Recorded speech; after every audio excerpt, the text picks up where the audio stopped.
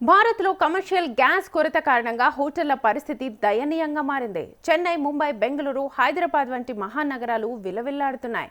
Gas కొరత కారణంగా హోటళ్లన్నీ బోసిపోతున్నాయి. ముఖ్యంగా ఇవాల్టికి మాత్రమే గ్యాస్ సరిపోయే విధంగా ఉందని, రేపటి నుంచి హోటళ్లు క్లోజ్ చేసే పరిస్థితి కనిపిస్తుంది. పలు హోటళ్లు బయట టీ మాత్రమే అందిస్తున్నామని, టిఫిన్స్ లేవని ఏకంగా బోర్డులు పెట్టేస్తున్నాయి. హోటల్ యాజమాన్యాలు ఇప్పటికే ముంబైలోని 20% హోటళ్లు మూతపడ్డాయి. గ్యాస్ కొరత రాకుండా కేంద్రం చర్యలు చేపడుతున్నప్పటికీ హోటళ్లు మాత్రం వెలవెలబోతున్నాయి. ఇదాంశానికి సంబంధించి మరింత డీటెయిల్గా మాట్లాడుకుందాం. మనతో పాటు రాజ్ కుమార్ గారు, బిజినెస్ అనలిస్ట్ జాయిన్ అయ్యారు. రాజ్ కుమార్ గారు, సో ఈ గ్యాస్ కొరతకు సంబంధించి నిన్నటి నుంచి మనం న్యూస్ వింటూనే ఉన్నాం. సో బెంగళూరులో ఇప్పటికే కొన్ని హోటల్స్ అయితే ఆల్మోస్ట్ క్లోజ్ చేశారు. కొన్ని హోటల్స్ మనం చూస్తున్నాము టీ కాఫీలు మాత్రమే అవైలబుల్లో ఉన్నాయి. మేము హోటల్స్ నడపలేని సిచ్యువేషన్ ఈ కొరత కారణంగా అని చెప్పేసి విచిత్ర పరిస్థితిని ఫేస్ చేస్తున్నాయి. ఏం చెప్తారు మీరు? ఖచ్చితంగా. అంటే నిన్న మనం డిస్కస్ చేసినప్పుడు కూడా చెప్పాము. ఇంచుమించు యుద్ధం గనుక కంటిన్యూ అవుతే అంటే రెండు వైపులా మీన్స్ ఇటు అమెరికా, ఇజ్రాయెల్ ప్లస్ ఇరాన్ మధ్యలో ఉద్రిక్త వాతావరణం ఉన్న నేపథ్యంలో ఇది గనుక కంటిన్యూ అయితే ఒకదాని తర్వాత ఒకటి ఇంపాక్ట్ పడుతుందని చెప్పాము. ఫస్ట్ పెట్రోల్, డీజిల్ అనుకున్నాము. బట్ యాజ్ ఆఫ్ నౌ మనం ఇంపోర్ట్ చేసుకునేటువంటి గ్యాస్‌లో ఆల్మోస్ట్ 80% సౌదీ అరేబియా నుంచి ఇంపోర్ట్ చేసుకుంటాము. అది హర్మూజ్ జలసంధి గుండా వచ్చేటువంటి అవకాశం ఉంటుంది ఎల్‌పీజీ కాబట్టి. ఇప్పుడున్నటువంటి యుద్ధ వాతావరణంలో ఇరాన్ అక్కడ హర్మూజ్ జలసంధిని పూర్తిగా మూసేయడం జరిగింది. దానివల్ల ఏంటంటే మనకున్నటువంటి అవసరాల రీత్యా ఆల్మోస్ట్ 33.1 మిలియన్ టన్నుల గ్యాస్‌ని మనము వాడుకుంటాము. అందులో దాదాపుగా 80% వరకు మనకు కొరత వచ్చేటువంటి అవకాశం ఉందని ముందే అంచనా వేశారు. దానికి అనుగుణంగానే ఇప్పుడున్నటువంటి సిట్యుయేషన్‌లో అలాంటి సిట్యుయేషనే కనబడుతుంది. అంటే ఆల్మోస్ట్ 50% ఆఫ్ మన గ్యాస్ నిల్వలు ఇంకొక 6-7 రోజుల వరకు వచ్చేటువంటి ప్రమాదం ఉంది. దీన్ని అదనుగా చూసుకొని చాలా మంది మార్కెట్‌లో ఉన్నటువంటి వాళ్ళంతా గూడా ఈ గ్యాస్‌ని బ్యాక్ ఎండ్ చేయడము, తర్వాత ఆ విధంగా అంటే దాని కృత్రిమ కొరత సృష్టించేటువంటి ప్రయత్నం చేస్తున్నారు.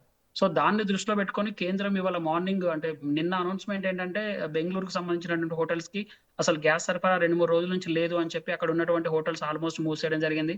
అదే సిట్యుయేషన్ ముంబై, తర్వాత హైదరాబాద్, చెన్నైలో గూడా ఉంది. ఇవాళ హైదరాబాద్ హోటల్ అసోసియేషన్ గూడా అత్యవసరంగా మీటింగ్ పెట్టుకోవడం జరిగింది.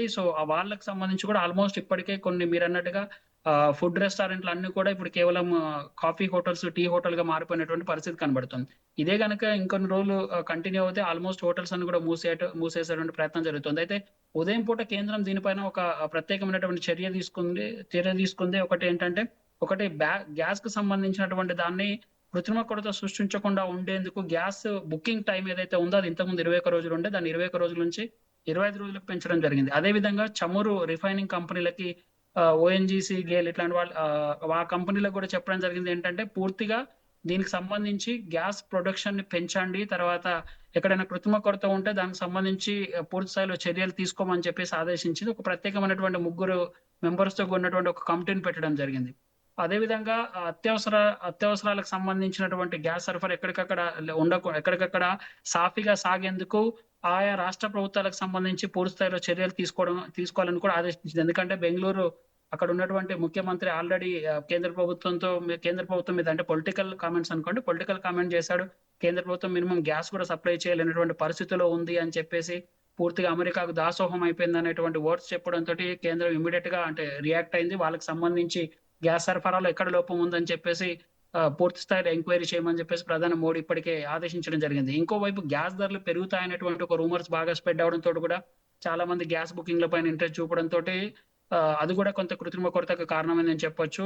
రీసెంట్‌గా అంటే 2 డేస్ బ్యాకే కమర్షియల్ సిలిండర్ పైన రూ. 115, అదే విధంగా డొమెస్టిక్ సిలిండర్ పైన రూ. 60 గ్యాస్ ధరలు పెంచడం జరిగింది. అదే భయం మరొకసారి ఇక్కడికొచ్చేటువంటి అవకాశం ఉందనేటువంటి భయంతోటి చాలా మంది గ్యాస్ బుకింగ్‌కి పాల్పడుతున్నారు. ఎందుకంటే ఈ మధ్య కాలంలో సోషల్ మీడియా, ఎలక్ట్రానిక్ మీడియా ద్వారా ఏంటంటే చాలా వైడ్‌గా న్యూస్ అనేది పబ్లిసిటీ స్ప్రెడ్ అయిన కారణంగా కూడా చాలా మంది భయాందోళనకు గురై గ్యాస్ బుకింగ్స్ ఇవన్నీ చేస్తున్నారు. అది కూడా కొంతమేర ప్రభావం పడుతుందని చెప్పుకోవచ్చు. అయితే ఇంకొక వైపు మనము అంటే రష్యా నుంచి తెచ్చుకునేటువంటి కొంత పెట్రోల్, డీజిల్‌కి సంబంధించి కొంత మేర గ్యాస్ అక్కడి నుంచి కూడా సరఫరా అవుతుంది. అదర్ దాన్ సౌదీ అరేబియా, తర్వాత సౌత్ ఆఫ్రికన్ కంట్రీస్ నుంచి కూడా కొంత ఇంపోర్ట్ చేసుకుంటాం. ఆ ఇంపోర్ట్స్ ఆల్మోస్ట్ డబుల్ చేస్తున్నట్టుగా జస్ట్ ఒక 1 అవర్ బ్యాకే ఒక న్యూస్ రావడం జరిగింది. మేబీ అది కూడా కొంత పాజిటివిటీ ఉండొచ్చు. బట్ ఇప్పటికే దీనికి సంబంధించి సోషల్ మీడియాలో స్ప్రెడ్ అయింది కాబట్టి అంత పెద్దగా పానిక్ కావాల్సిన అవసరం లేదని కేంద్ర ప్రభుత్వం చెప్తోంది.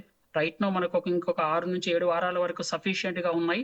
అంతలోపు మధ్యలో కూడా కొంత గ్యాస్ సరఫరాని మనం పునరుద్ధరిస్తామని చెప్తున్నారు. సో ఈ గ్యాస్ సిలిండర్‌లకు సంబంధించి ఓన్లీ ఇంట్లో వాడే డొమెస్టిక్ మాత్రం పూర్తి స్థాయిలో సరఫరా చేయాలి. ఎక్కడ కూడా సరఫరా నిలిపివేయకూడదని కేంద్ర ప్రభుత్వం కీలక నిర్ణయం తీసుకోవడంతోటి మెజారిటీ ఆఫ్ గ్యాస్ అంతా కూడా డొమెస్టిక్ వైపు టర్న్ చేస్తున్నామని ఆయిల్ చమురు రంగ కంపెనీలు కూడా మార్కెటింగ్ కంపెనీలు కూడా చెప్తున్నాయి.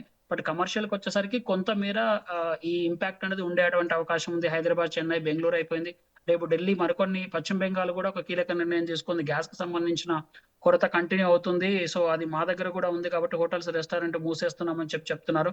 దానికి అక్కడ ఉన్నటువంటి ముఖ్యమంత్రి కూడా అంటే ఎలక్షన్స్ రాబోతున్నటువంటి నేపథ్యంలో ఖచ్చితంగా అక్కడికి ముందుగా గ్యాస్ సరఫరా అండ్ గ్యాస్ కొరత లేకుండా కేంద్ర ప్రభుత్వం కూడా చూసేటువంటి అవకాశం ఉండే అవకాశం ఉంది అక్కడ కూడా. సో ప్రస్తుత సిట్యుయేషన్ అయితే ఆల్మోస్ట్ హోటల్స్ అన్ని కూడా మూసివేసే ధోరణిలోనే కనబడుతున్నాయి. రేపు మరికొన్ని హోటల్స్ కూడా ఇదే కంటిన్యూ అయితే మరికొన్ని హోటల్స్ కూడా మూసేసే అవకాశం ఉంటుందండి. రైట్ రాజ్ కుమార్ గారు, థ్యాంక్ యూ.